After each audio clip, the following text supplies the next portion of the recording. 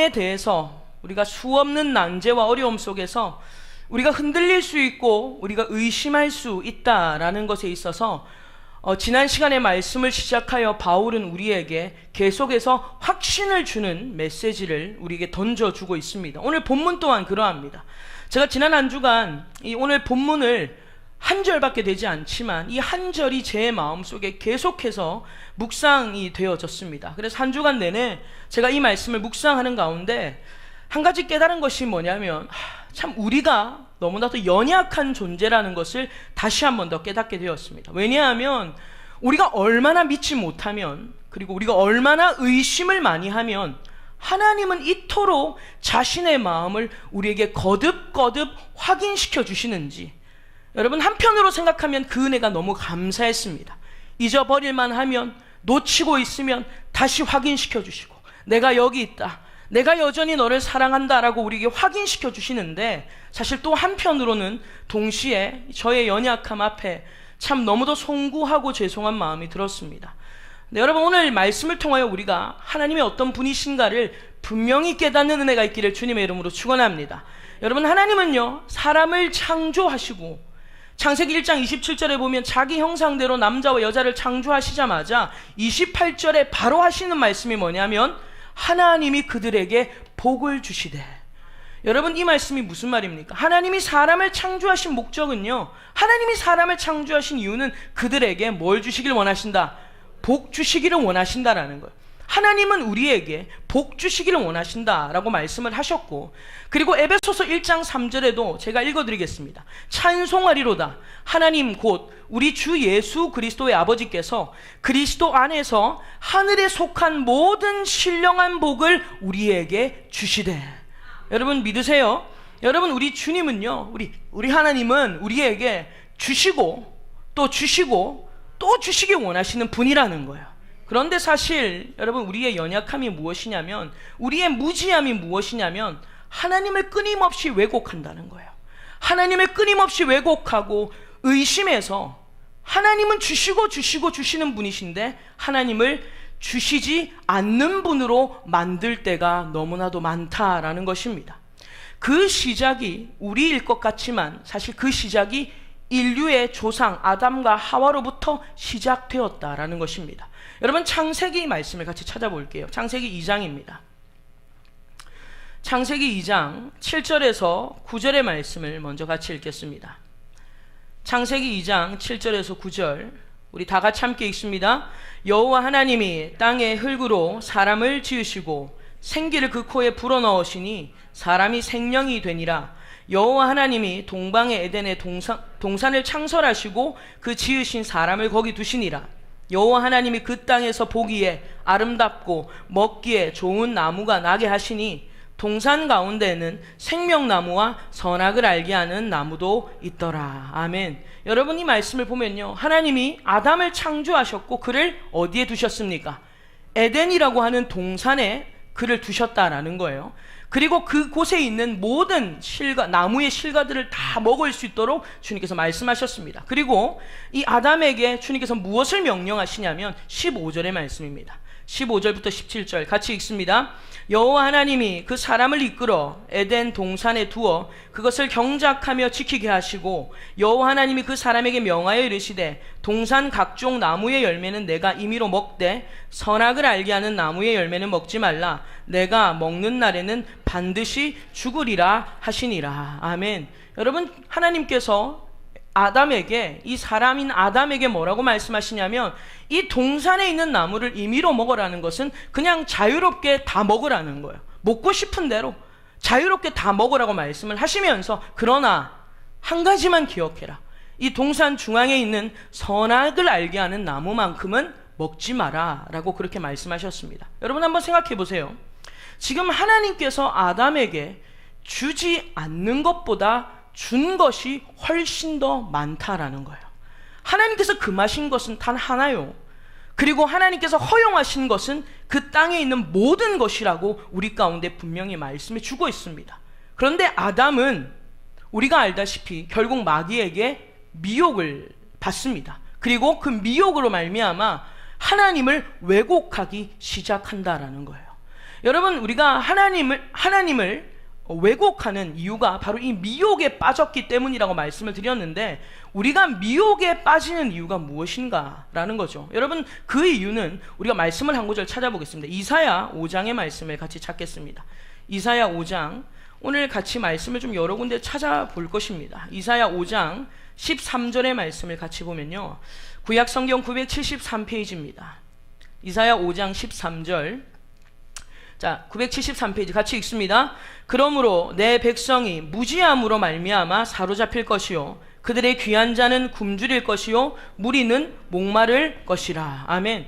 여러분, 하나님께서 백성들이 사로잡히는 이유, 미혹당하는 이유, 어둠의 영에 사로잡히는 이유가 무엇이라고 말씀합니까? 백성의 무지함 때문이다.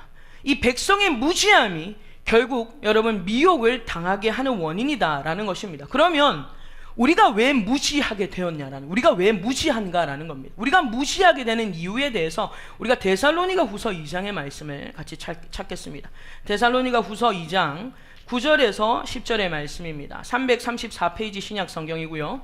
데살로니가 후서 2장 9절에서 10절의 말씀, 우리 다 같이 함께 읽습니다. 악한 자의 나타남은 사탄의 활동을 따라 모든 능력과 표적과 거짓 기적과 불의의 모든 속임으로 멸망하는 자들에게 있으리니, 이는 그들이 진리의 사랑을 받지 아니하여 구원함을 받지 못함이라. 아멘. 여러분, 우리가 악한 자에게 미혹당하는 이유를 데살로니가 후서 2장에 뭐라고 나와 있냐면, 우리가 진리의 사랑을 받지 않았기 때문이다. 우리가 미혹당하는 이유는 무지함 때문이라고 했고, 우리가 무지한 이유가 뭐냐면 진리의 사랑을 받지 않았기 때문이다라는 거예요. 여러분, 우리가 진리를 사랑한다라는 것은요, 단순히 진리를 즐겨 듣는 것이 아니라 진리에 즐겨 순종한다라는 의미입니다. 여러분, 믿으세요? 진리를 사랑한다. 여러분, 우리가 진리를 사랑합니다. 성경을 사랑합니다. 하나님의 말씀을 사랑합니다. 하나님을 알기를 원합니다 라고 고백하지만, 그것은요, 즐겨 듣는 차원이 아니라 즐겨 순종한다라는 의미라는 거예요. 그래서 이사야 1장 19절에 보면 그런 말씀이 있어요. 너희가 즐겨 순종하면 땅의 아름다운 소산을 먹을 것이다. 여러분, 믿으세요? 즐겨 들으면 땅의 아름다운 소산을 먹는 게 아니라 즐겨 뭐하는 자?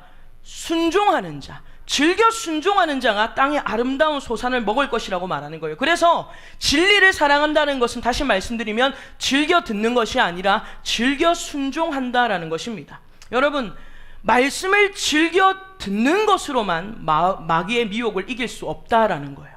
말씀을 즐겨 듣는 것보다 더 중요한 것이 말씀에 즐겨 순종하는 것이 더 중요합니다. 말씀을 좀 더 찾겠습니다. 에스겔서 33장을 같이 찾겠습니다.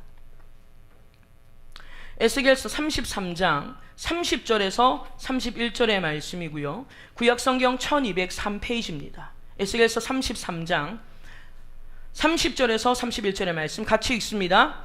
인자야, 내 민족이 담 곁에서와 진문에서 너에 대하여 말하여 각각 그 형제와 더불어 말하여 이르기를, 자, 가서 여호와께로부터 무슨 말씀이 나오는가 들어보자 하고, 백성이 모이는 것 같이 내게 나아오며 내 백성처럼 내 앞에 앉아서 내 말을 들으나 그대로 행하지 아니하니, 이는 그 입으로는 사랑을 나타내어도 마음으로는 이익을 따름이라. 자, 32절까지 읽습니다. 그들은 내가 고운 음성으로 사랑의 노래를 하며 음악을 잘하는 자 같이 여겼나니 내 말을 듣고도 행하지 아니하였거니와. 아멘. 여러분, 이 말씀을 보면 백성들이 말씀을 한번 들어보자, 즐겨 듣는 마음들이 있어요. 들을 때 너무너무 좋은 음악과 같고 좋은 소리와 같이 듣습니다. 그런데 그들이 듣지만 뭐하지 않더라? 행하지 않더라는 거예요. 여러분, 말씀을 들어도 우리가 그것을 행하지 않는 것은요, 아무런 소용이 없다라는 거예요. 그래서 말씀을 듣고도 행하지 않는 자에 대해서 사도 요한이 무엇이라고 우리 가운데 말하고 있냐면, 요한 1서 2장의 말씀을 한 번 더 찾겠습니다. 요한 1서 2장 4절에서 6절이고요. 신약성경 388페이지입니다. 요한 1서 2장 4절에서 6절의 말씀 같이 크게 읽겠습니다. 그를 아노라 하고 그의 계명을 지키지 아니하는 자는 거짓말하는 자요, 진리가 그 속에 있지 아니하되, 누구든지 그의 말씀을 지키는 자는 하나님의 사랑이 참으로 그 속에 온전하게 되었나니, 이로써 우리가 그의 안에 있는 줄을 아노라. 그의 안에 산다고 하는 자는 그가 행하시는 대로 자기도 행할지니라. 아멘. 여러분, 입으로 안다고 하면서 계명을 지키지 않는 사람들을 뭐라고 하냐면 거짓말하는 자라고 하는 거예요. 그러면서 뭐라고 합니까? 실상은 그 속에 진리가 없다는 거예요. 내가 진리를 안다, 난 하나님의 말씀을 안다고 하면서도 그것을 행하지 않는 사람, 말씀을 지키지 않는 사람은요, 거짓말하는 것이고 자기를 속이는 것이고 뿐만 아니라 실상은 그 속에 말씀이 없다라고 얘기를 하고 있는 겁니다. 여기서 말씀을 지킨다라는 것이 영어 성경으로 보면 obey라고 되어 있어요. obey. 이 obey가 뭐냐면 순종하다라는 뜻입니다. 오늘 저와 여러분들 말씀을 즐겨 듣는 자가 아니라 말씀에 즐겨 순종하는 은혜가 있어야 될 줄로 믿습니다. 그런데 여러분, 이 행함이라는 것, 우리가 순종이라는 것, 이 행함이라는 것을 사실 강조함이 있어서 주의해야 될 것도 있습니다. 행해야 된다, 행해야 된다. 여러분, 행함을 너무 강조하다 보면요, 사실 우리의 의가 하나님보다 앞설 때가 있다라는 거예요. 오늘 행함의 정의에 대해서 정확하게 말씀을 드리면요, 여러분, 우리가 말씀을 행한다라는 것은 내 열심으로, 내 의로 하나님 앞서 행하는 것이 아니라 하나님의 말씀에 순종한다라는 것이 참된 행함의 정의라는 거예요. 그래서 말씀을 행합시다, 이 말은 결국 말씀에 뭐 합시다? 순종합시다 라는 그러한 의미로 우리가 받아들여야 된다라는 것입니다. 그래서 저와 여러분들, 우리가 이런 영적인 무지함에 벗어나기 위해서는 무엇보다도 진리를 사랑해야 된다라고 했어요. 우리가 자꾸 미혹을 받는 이유, 마귀에게 미혹을 당하는 이유가 뭐냐면 우리가 무지하기 때문인데, 우리가 이 무지함은 진리를 사랑하지 않았기 때문이라고 얘기하고 있어요. 진리의 사랑을 받지 못했다고 했어요. 그런데 진리의 사랑을 받는다라는 것은, 진리를 사랑한다는 것은 즐겨 듣는다는 것이 아니라 즐겨 순종한다는 것이다. 그래서 진리를 사랑하되 요한일서 3장 18절에는 뭐라고 했냐면 말과 혀로만 사랑하지 말고 행함과 진실함으로 하자. 할렐루야. 하나님의 말씀, 내가 진리를 사랑합니다. 그것을 말로만 하지 말고요, 입으로만 하지 말고 행함과 진실함으로 하자라고 우리 가운데 말씀하고 있다라는 거예요. 여러분, 말씀을 즐겨 듣는 것으로만 마귀의 유혹을 이길 수 없다라고 했습니다. 제가 그 예를 들어보겠습니다. 여러분, 하나님께서 지금 아담을 에덴 동산에 두셨어요. 아담을 만드셔서 에덴 동산에 두셨는데 아직 그가 혼자였습니다. 그래서 여러분, 그가 혼자 사는 것이 하나님 보시기에도 좀 외롭고 쓸쓸해 보였어요. 혼자 되신 남자분들 보면 좀 그런 것 같아요. 되게 쓸쓸해 보이고 빨리 짝을 만나드리게 하고 싶은, 하나님 보실 때도 이 아담이 혼자 있는 것이 좀 쓸쓸하게 느껴지셔서 하나님께서 그에게 돕는 배필을 지어주십니다.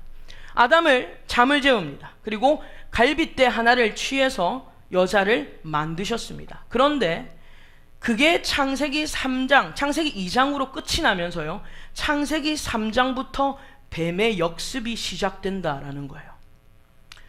여러분, 아담이 하나님으로부터 말씀을 들었을 때 그때 뱀이 역습을 할 수 있었는데, 뱀은요, 하와가, 다시 말하면 여자가 만들어진 후에 이 뱀의 역습이 시작됐다라는 거예요.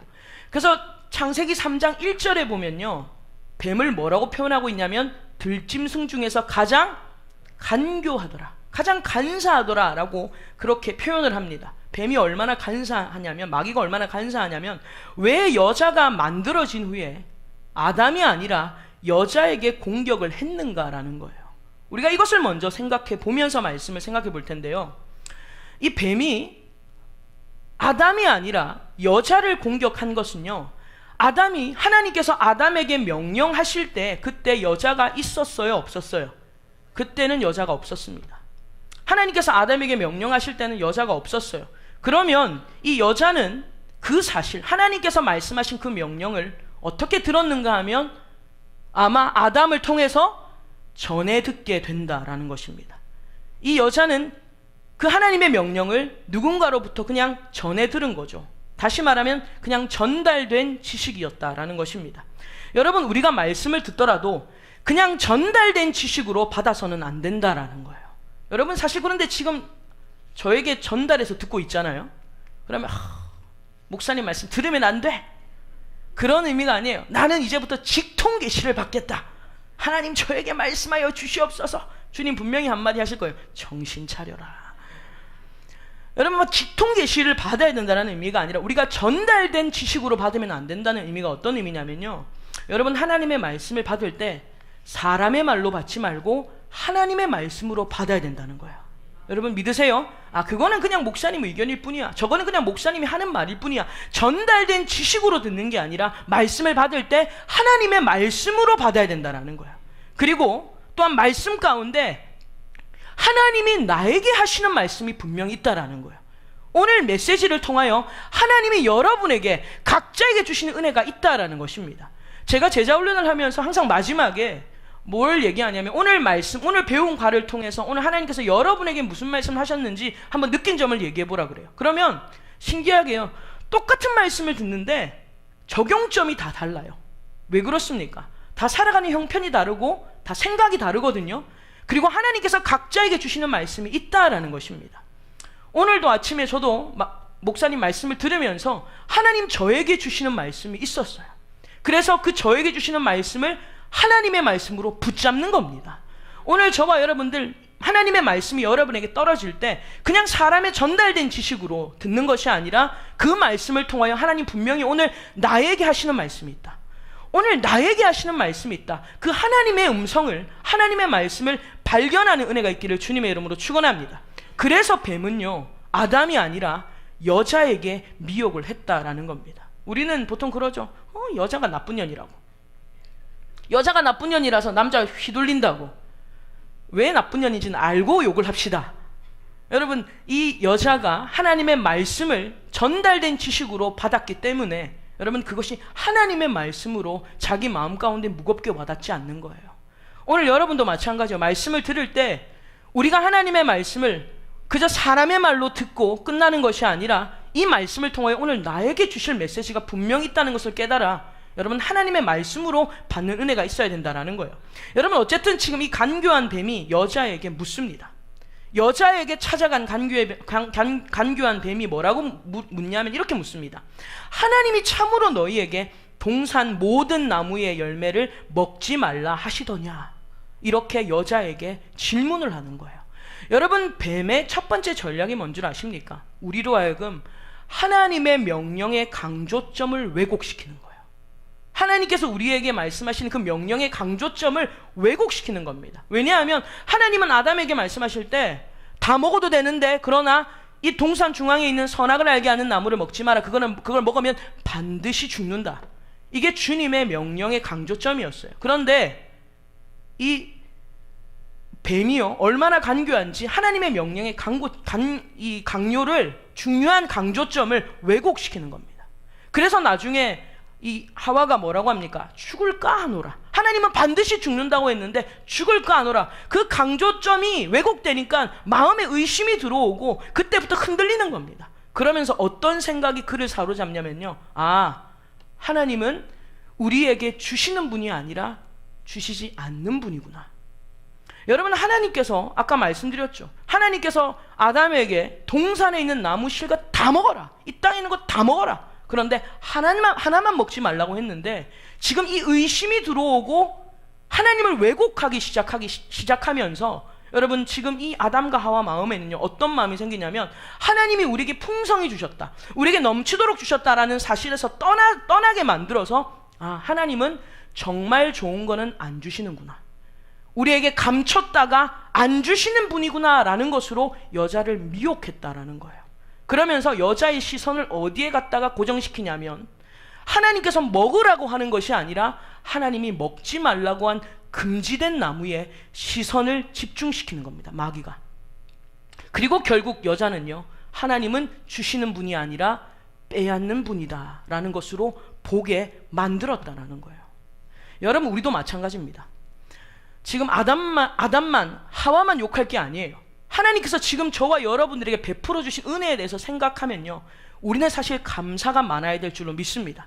그런데 감사기보다 우리는 어디에 더 고정이 되어 있냐면 하나님은 주시지 않더라, 하나님은 내가 기도해도 응답하지 않더라. 여러분 우리는 이런 것에 집착하면서 하나님을 주시지 않는 분, 하나님은 좋은 것을 빼앗아가는 분으로 보면서 우리의 신앙이 좌절할 때가 너무나도 많다라는 거예요. 여러분 기억하십시오. 이것은 간교한 뱀의 미혹이라는 거예요. 이거는 마귀의 미혹이라는 것을 우리 가운데 보여주고 있는 것입니다. 그래서 여러분 찬송가 429장에 보면요, 이런 찬송이 있죠. 세상 모든 풍파 너를 흔들어. 여러분 이런 찬송 1절 가사에 보면 그렇습니다. 세상 모든 풍파 너를 흔들어 약한 마음 낙심하게 될 때에 내려주신 주의 복을 세워라. 주의 크신 복을 내가 알리라. 여러분 믿으세요? 세상의 많은 풍파들이 여러분들을 흔들 때에 우리 같이 흔들리면서 하나님 주지 않는 분, 하나님의 빼앗아가는 분, 가장 좋은 것은 감춰놨다가 절대로 안 주시는 분, 여러분 우리는 그렇게 하나님을 오해하지만 이 찬송 가사가 그때 어떻게 하라고 합니까? 하나님께서 너에게 주신 복을 세라는 거예요. 여러분 밤에 잠이 안 오는 이유가 뭐예요? 근심이 많으면 밤에 잠이 안 오잖아요. 그때 양 세지 말고요, 양 한 마리, 양 두 마리, 그러다가 한 20번 하다 또 까먹어 다시 양 한 마리. 여러분 잠이 안 오는 이유가 근심 때문인데 그때 양 세지 말고 받은 복 세알이세요. 하나님이 나에게 주신 복을 세알이세요. 여러분 그 받은 복을 세알이라고 후렴에 받은 복을 세워보아라, 받은 복을 세워보아라 우리에게 반복하며 알려주고 있습니다.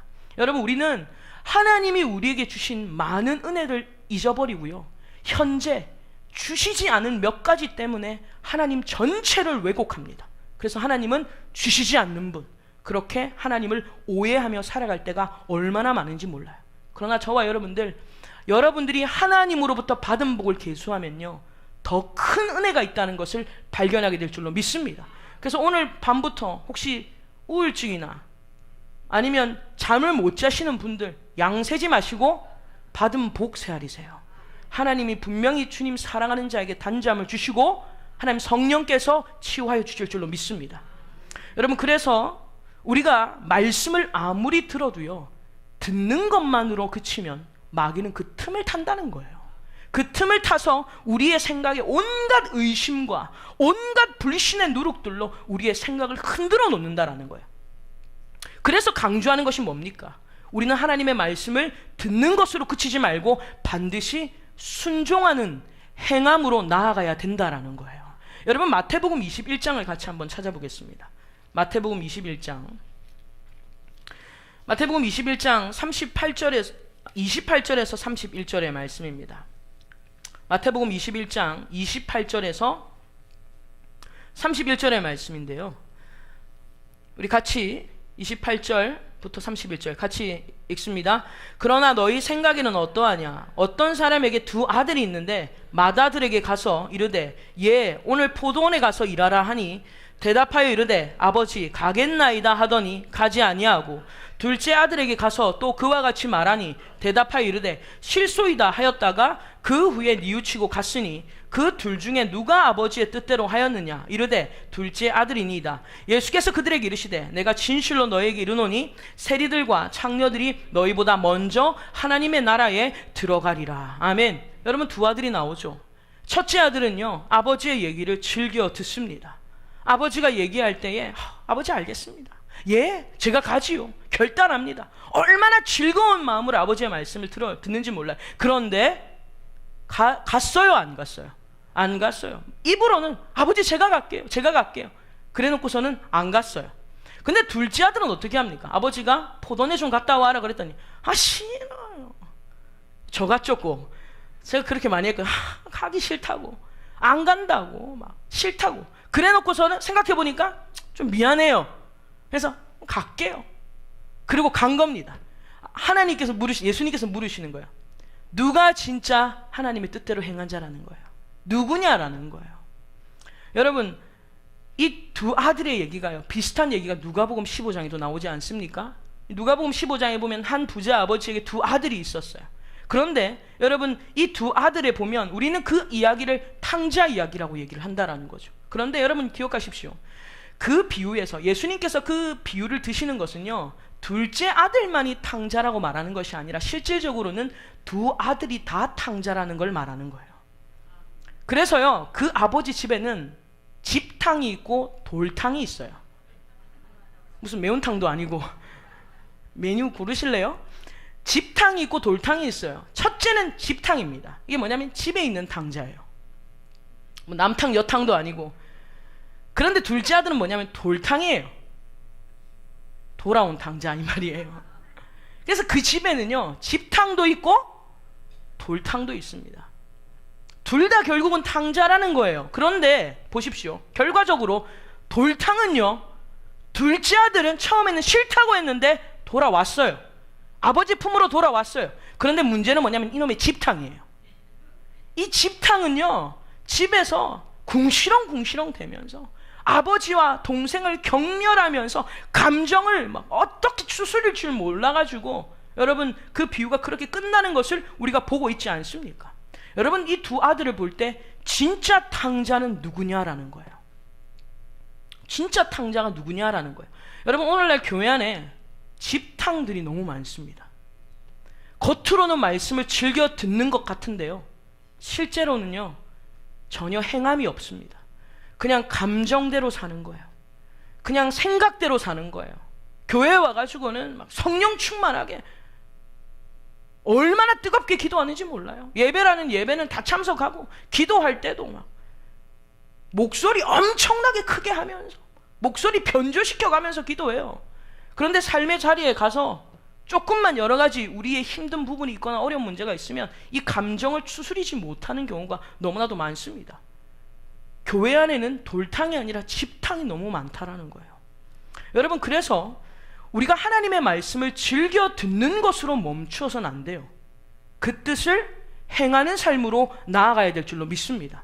왜냐하면 야고보서 2장 26절에 이런 말씀이 있어요. 영혼이 없는 몸이 죽은 것 같이 행함이 없는 믿음은 죽은 것이다. 여러분 행함 없는 믿음을 무엇으로 비유했습니까? 영혼이 없는 몸으로 비유했어요. 영혼이 없는 몸은요, 한마디로 말해서 시체라는 뜻이에요. 시체.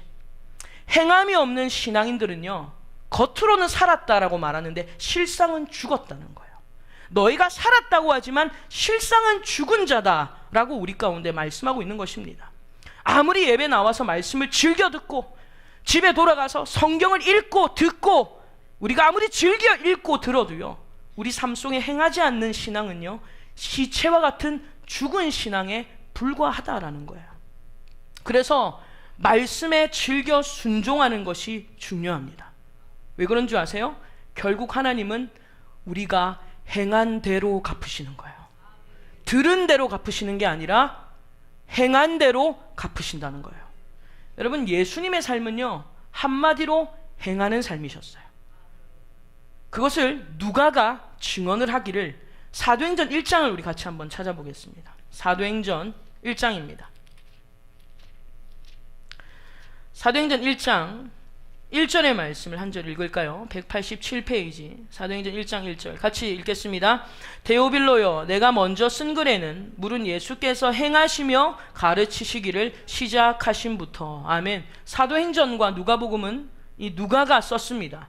여러분 누가가 데오빌로라는 각하에게 먼저 이렇게 표현하죠. 내가 먼저 쓴 글에는 이라고 했어요. 이 먼저 썼다는 것은 누가복음을 말하는 겁니다. 자신이 누가복음을 쓰면서 누구를 관찰했냐면 예수님을 관찰했거든요. 사복음서는 다 예수님 이야기입니다. 이 누가가 누가복음을 쓰면서 예수님을 관찰한 결과 한 줄 평이에요. 예수님을 관찰한 결과 한 줄 평, 행하시며 가르치시더라는 거예요. 예수님의 삶은 행하셨고 그리고 가르치시더라. 이것이 누가가 예수님의 삶을 지켜본 한 줄 평이었다라는 것입니다. 여러분 예수님은요, 우리를 가르치는 것만 하지 않으셨고요, 먼저 행하셨고 가르치셨다라는 거예요. 먼저 본을 보이셨고 우리에게 가르쳐 주셨다라는 거예요. 여러분 오늘 본문도 마찬가지입니다. 오늘 우리가 읽었던 로마서 8장 32절도요 이 본문을 통해서 드러나는 하나님이 어떤 하나님이냐면 행하시는 하나님이라는 것을 알 수 있어요. 하나님은 어떤 분이시다? 행하시는 하나님이라는 거예요. 우리를 말과 혀로만 사랑한다고 하지 않았어요. 그분은 우리를 행함과 진실함으로 사랑한다고 보여주셨다라는 거예요. 말과 혀로만이 아니라 행함과 진실함으로 사랑한다고 보여주셨어요. 여러분 그 증거가 바로 무엇입니까? 독생자를 아끼지 아니하시고 우리 모든 사람을 위하여 내어주셨다라는 거예요. 그래서 요한복음 3장 16절이 어떤 말씀입니까? 하나님이 세상을 이처럼 사랑하사 독생자를 주셨으니. 하나님이 세상을 이처럼 사랑하신대요. 하나님이 세상을 이처럼 사랑하신다. 얼만큼요? 독생자를 주시기까지. 그 독생자를 주셨는데 그 예수님께서 우리를 위해서 십자가에서 그 사랑을 확증해 주셨다라는 거예요. 말과 혀로만 우리를 사랑한다고 하지 않으셨고 예수 그리스도를 통하여 행함과 진실함으로 우리를 사랑하셨다라는 겁니다. 여러분, 하나님께서 자기 아들을 아끼지 아니하고 주셨다고 했거든요. 아끼지 아니하고. 이 아끼지 아니하고 주셨다라는 말이 어떨 때 쓰였던 말이냐면요, 아브라함이 아들 이삭을 하나님 앞에 드릴 때 쓰였던 표현입니다. 여러분, 우리가 한번 찾아보겠습니다. 창세기 22장입니다. 창세기 22장 12절의 말씀을 우리가 한 절 보겠습니다. 구약 성경 28페이지고요.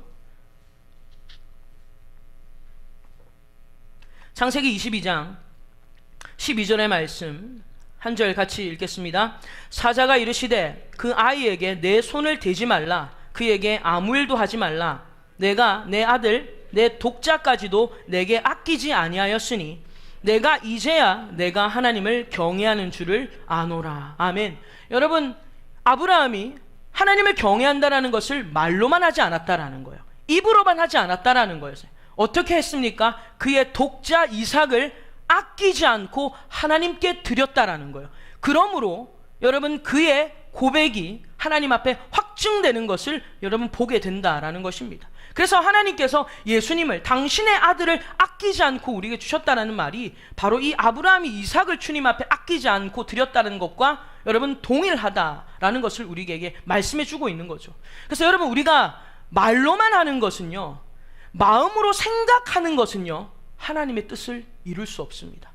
여러분이 아무리 이 시간 앉아가지고 속으로 결단하는 거예요. 아무리 여러분들이 이 시간 앉아서 말씀을 들으면서 내가 저렇게 살아야지, 입으로만 하고 마음으로만 하는 것은요, 아버지의 뜻을 이룰 수가 없어요. 마태복음 7장 21절에 보면요, 나더러 주여 주여 하는 자마다 다 천국에 들어갈 것이 아니요 다만 하늘에 계신 내 아버지의 뜻대로 행하는 자라야 들어가리라. 여러분, 믿으십니까? 우리가 입으로 주여 주여 하는 자가 하나님의 뜻을 이루는 것이 아니래요. 천국에 들어가는 것이 아니래요. 아버지의 뜻대로 행하는 자라야 들어간다 라고 우리 가운데 말씀하십니다. 여러분, 우리를 위하여 하나님께서 예수님을 독생자를 아끼지 않았다고 했는데, 여기서 아끼지 아니하였다라는 말은요, 드리지 않으려고 감추거나 아니면 혹은 뒤로 빼돌리거나 아니면 따로 떼어놓지 않았다라는 그런 의미입니다. 다시 말하면 하나님께서 우리에게 독생자를 주시려고 말은 했는데 좀 아까워요. 그래서 드리지 않으려고 감췄거나 아니면 뒤로 빼돌리거나 아니면 저쪽으로 숨겨놓지 않았다라는 거예요. 하나님은 우리에게 아들을 주셨습니다. 아끼지 않고 주셨다라는 거예요. 근데 여러분, 상대적으로 우리는 어떻습니까? 우리는 하나님께 드릴 때요, 아낄 때가 많아요. 내가 하나님 앞에 헌금 드려야지, 나 이제부터 헌금 생활해야지 결단했다가도 월급을 받고 나면요, 돈 앞에 눈이 어두워집니다. 헌금 드리려고 하면 손이 막 떨려요. 없던 수전증이 막 생겨요. 그래서 헌금함에 안 들어가고 마치 밑에 떨어뜨리는 거죠. 그래서 몰래 주워가는 겁니다. 여러분, 우리가 하나님 앞에 드리려고 결단했다가도 우리는 아까워 드리지 못할 때가 있어요. 그리고 또 말씀을 들을 때는 어떻습니까? 내가 이제부터는 이렇게 살아야지 결단을 해요.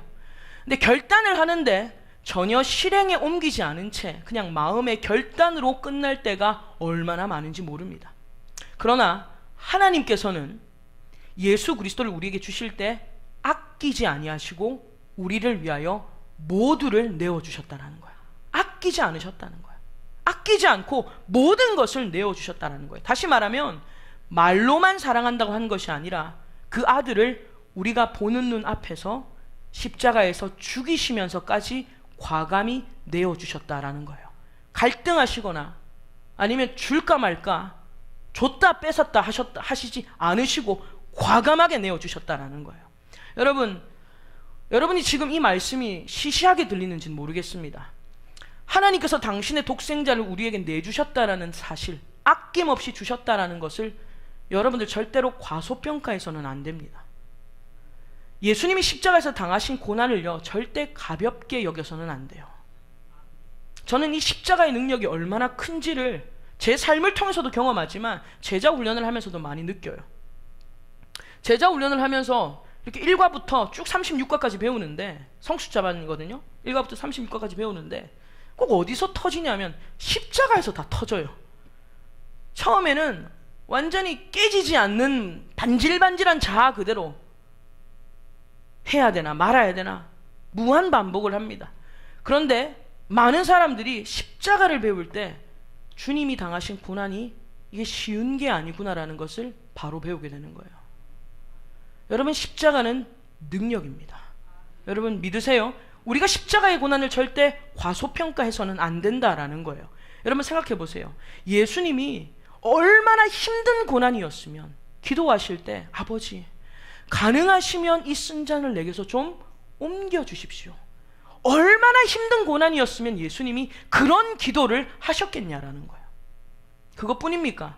예수님이 십자가를 지고 올라갈 때에 얼마나 힘이 드셨으면 그 십자가를, 그 작은 언덕을 넘어가지 못해서 결국 구레네 시몬이 대신 십자가를 져야 했겠냐라는 거예요. 얼마나 모진 매와 얼마나 어려움 속에서 그 십자가를 짊어졌으면 여러분 그러한 고통 가운데 있었겠냐라는 거예요. 여러분, 예수님이 당하신 십자가는요 잠깐의 쇼가 아닙니다. 그냥 6시간만 참자, 쇼가 아니에요. 그것은 실제 죄인의 형틀이었습니다. 그리고 심지어 가장 악질의 죄인을 위한 가장 최고의 고통의 형벌이었다라는 거예요. 여러분, 하나님은 우리를 가장 사랑하신다라는 것을 무엇으로 확증해 주셨습니까? 가장 소중한 독생자를요 가장 최고의 고통의 자리에 올려놓으심으로 우리에 대한 사랑을 확증하셨다는 거예요. 여러분, 예수님은 십자가에서 모진 고통만 당하신 게 아니에요. 온갖 수치와 그리고 온갖 부끄러움과 격한 모멸감까지도 당하셔야 됐습니다. 여러분, 사실 우리가 힘들어하는 것 중에 하나가 뭐냐면 수치심이에요. 우리가 살아가다 보면요 시험에 떨어질 때도 있습니다. 살아가다 보면 사업이 망할 때도 있고요, 또 여러 가지 문들이 막힐 때가 있습니다. 여러 가지 실패를 경험하죠. 그런데 우리가 진짜 힘든 건요 시험에 떨어졌거나 사업에 망했거나 아니면 어떤 문들이 막힌 것이 힘든 게 아니라 그것 때문에 사람들 앞에 당할 수치심이 더 힘든 겁니다. 시험에 떨어진 건 혼자 마음 정리하면 되는데 사람들이 가서 시험 붙었냐? 물어보면 그 인간 입을 확 째버리고 싶어요. 왜? 부끄럽거든요. 그 수치심이 더 견디기 힘들다라는 거예요. 여러분, 한 가지 예를 들어 볼게요. 길에 가다가요 다 큰 어린이 자빠졌다고 생각해 보세요. 여러분들 그런 적 없으세요? 있으시죠? 걸어가다가 자기 발에 꼬여서 자빠지거나 아니면 앞을 안 보고 다른 데를 보다 딴 생각을 하다가 어디 잘못 접질러서 자빠질 때가 있어요. 그런데 정말 신기한 건요, 그때 사람이 그렇게 빨라집디다. 자빠졌는데 괜찮아요? 없어요. 사람이 벌써 왁 일어나서 막 도망갑니다. 왜냐하면 아픈 것보다 수치심이 더 크거든요. 근데 저는 아픈 게 더 크더라고요. 제가 한 몇 년 전에 자전거를 타고 이렇게 앞에 나가다가요 자빠졌어요. 혼자서 뻘짓하다가 자빠졌어요. 근데 저는요 너무 아파가지고 그냥 계속 그러고 있었어요. 근데 보통 사람들은 자전거보다 더 빨리 뛰어가더라고요. 왜냐하면 아픈 것보다 부끄러움이 더 큰 거예요. 여러분, 우리는 그런 수치심도 못 견뎌요. 그런 부끄러움도 우리는 싫어합니다. 그리고 혹시나 여러분들 교회 나올 때 말끔하게 입고 오는 이유가 뭐예요? 사람들이 나 흠잡을까 봐, 사람들이 나의 어떤 흠을 드러낼까 봐 그거 드러내지 않으려고 뜨게 2겹 3겹 4겹 칠하고 오는 거예요. 이 수치심, 이게 사람을 못 견디게 하는 겁니다. 근데 여러분 생각해 보세요.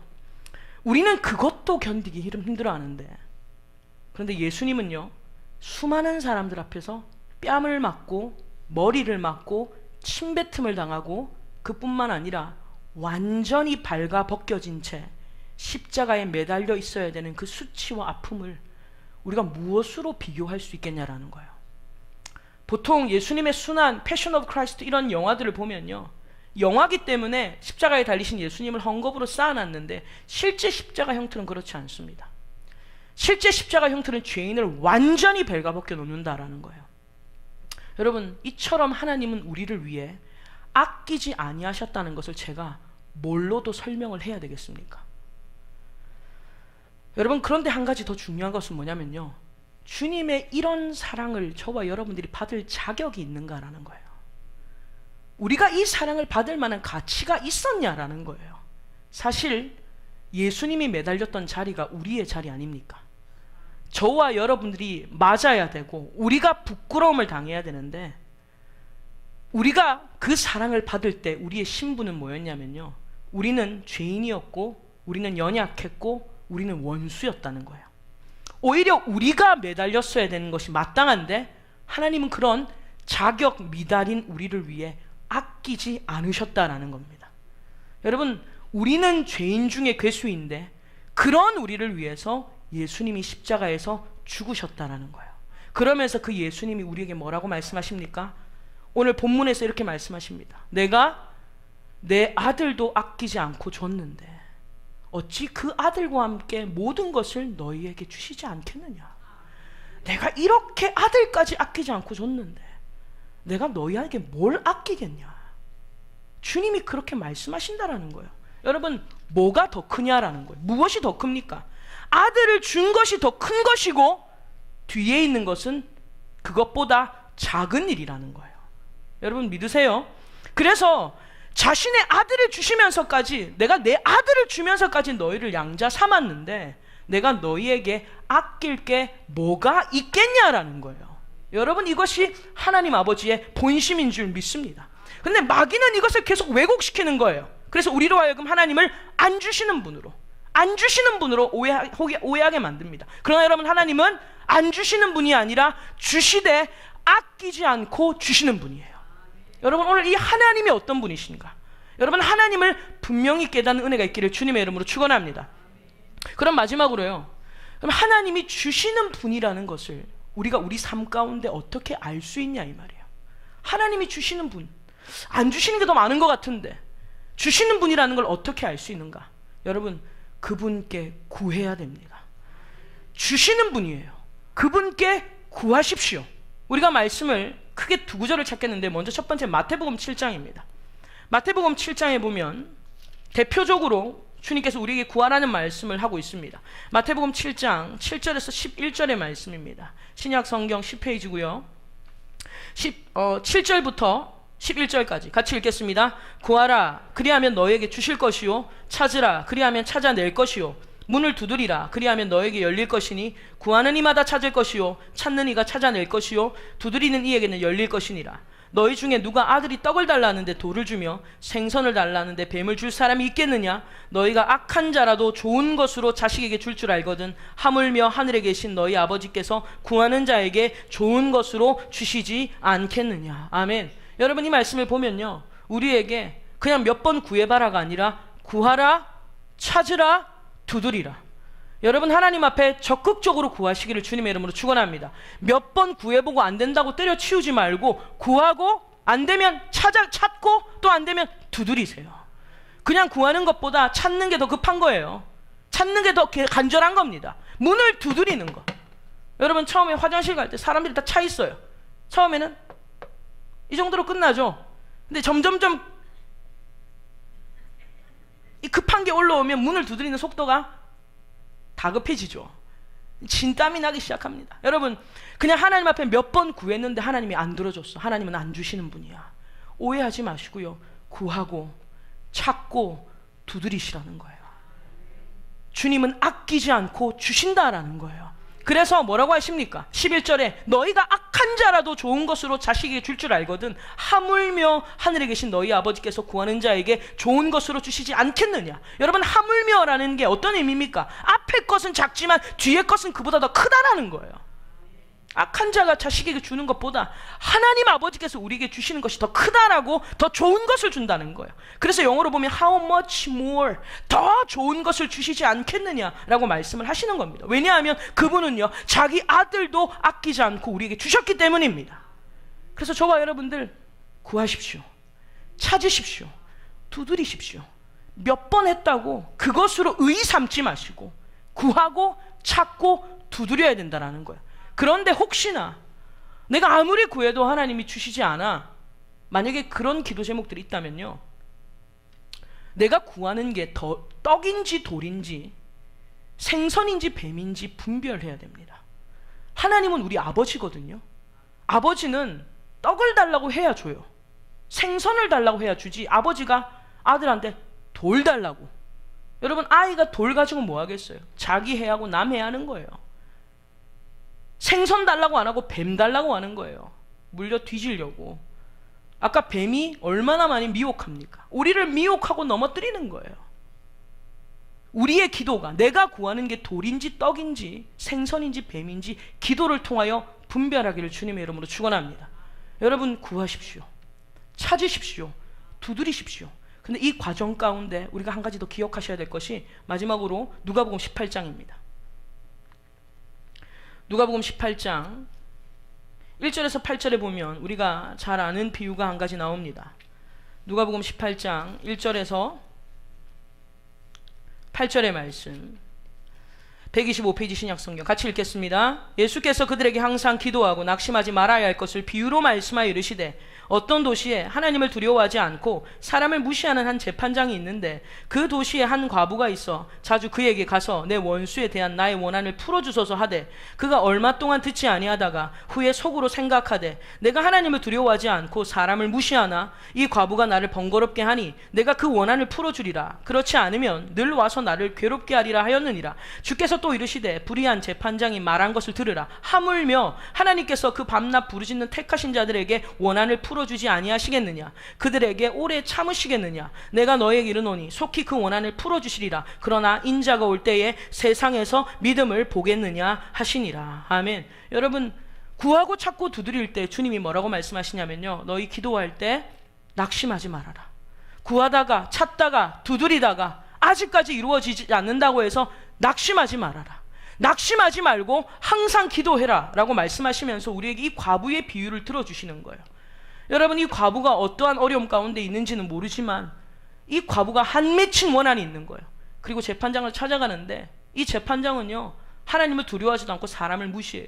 그러니 아무것도 가지지 않은 이 과부가 가서 문을 두드려도 쉽게 문을 열어주겠습니까? 안 열어주죠. 과부가 문을 두드려요. 에이, 재수 없는 년. 소금을 붓고요, 물을 붓고요, 얼마나 많은 수치와 모멸감을 당했을까 한번 생각해 보십시오. 여러분, 그런데 신기한 것은요, 그럼에도 불구하고 이 과부는 그 다음 날이 되면 또다시 그 재판장의 집에 찾아와서 문을 두드린다는 거예요. 욕을 얻어먹고요, 물을 얻어 마시는 게 아니라 물에 맞고요, 소금에 뿌림을 받고요. 여러분, 그러한 치욕을 당하는데도 불구하고 그 다음 날이면 또 눈을 떠서 그 재판장 집에 가서 문을 두드리는 거예요. 이유는 한 가지입니다. 그 재판장이 하나님을 두려워하지 않든 사람을 무시하든 그게 중요한 게 아니라 그 재판장만이 내 문제를 해결할 수 있기 때문이에요. 그 믿음과 그 간절함이 있는 겁니다. 여러분, 하나님은 우리에게 아끼지 않고 주시는 분이에요. 하나님만이 여러분의 문제를 해결하시는 분이에요. 구하고 찾고 두드리셔야 돼요. 그냥 몇 번 해보고 안 된다고, 내 기도 응답 안 됐다고 포기하고 낙심하고 하나님을 안 주시는 분이라고 속단하지 마시고, 기도 가운데 내가 구하는 게 떡인지 돌인지 생선인지 뱀인지 분별하시면서, 여러분, 내 문제를 해결하실 분은 하나님밖에 없다. 주님 여기서 동일하게 말씀하세요. 하물며, 7절에 하물며, 아까 하물며라고 얘기했죠. 앞에 것은 적지만 뒤에 것은 크다는 거예요.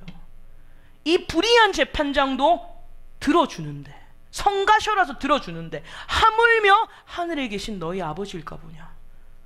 그래서 주님께서 마지막으로 8절에 뭐라 그랬어요? 인자가 올 때 믿음 있는 자를 보겠느냐라고 물으시는 거예요. 여러분, 누가 진짜 믿음 있는 사람입니까? 기도를 거창하게 잘하는 사람이 아니라 하나님을 붙잡고 늘어지는 사람이 진짜 믿음의 사람이에요. 왜냐하면 하나님만이 내 문제를 해결해 주실 수 있는 믿음 때문이에요. 하나님은 당신의 아들도 아끼지 않고 나에게 주셨으니 내 문제도 해결해 주실 수 있습니다. 여러분, 끈질김이 믿음이라는 거예요. 하나님을 향한 끈질김.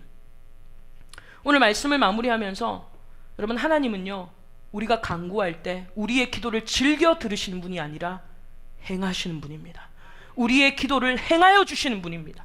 그래서 예레미야 33장 2절 3절이 뭐라고 말합니까? 시위대 뜰에 갇혀있는 예레미야에게 주님이 나타나셔서 이렇게 말씀하세요. 이를 행하는 여호와, 그것을 만들며 성취하시는 여호와, 그 이름이 여호와다. 그 다음에 주님 뭐라고 하세요? 너는 내게 부르짖으라. 내가 내게 응답하겠고 네가 알지 못하는 크고 은밀한 일을 내게 보이리라. 오늘 저와 여러분들 자기의 아들을 아끼지 아니하시고 우리에게 보여주신 주님, 우리를 사랑한다고 말로 혀로하지 않으시고 행함과 진실함으로 하신 주님, 여러분 그 주님께 끈질기게 부르짖어서 우리의 믿음의 성장이 일어나는 은혜가 있기를 주님의 이름으로 축원합니다. 여러분 우리에게 아끼지 아니하시는 주님께 아낌없는 박수로 우리 한번 주님께 영광의 박수 올려드리겠습니다. 할렐루야.